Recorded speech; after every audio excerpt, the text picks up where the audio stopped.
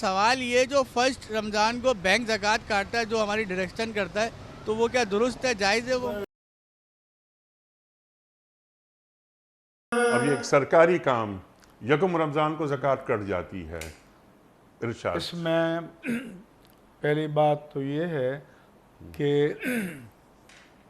زکوٰۃ ان کی ادا ہوگی کہ جو بینک کو اپنی زکوٰۃ کاٹنے کی اجازت دیں۔ بالکل ٹھیک۔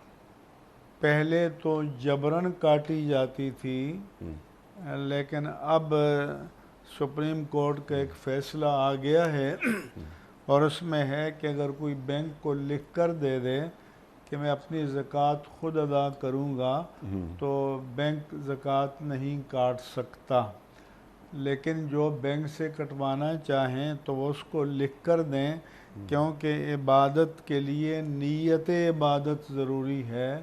بغیر نیت کے جبراً کاٹی جائے گی تو وہ زکوٰۃ ادا نہیں ہوگی۔ بالکل۔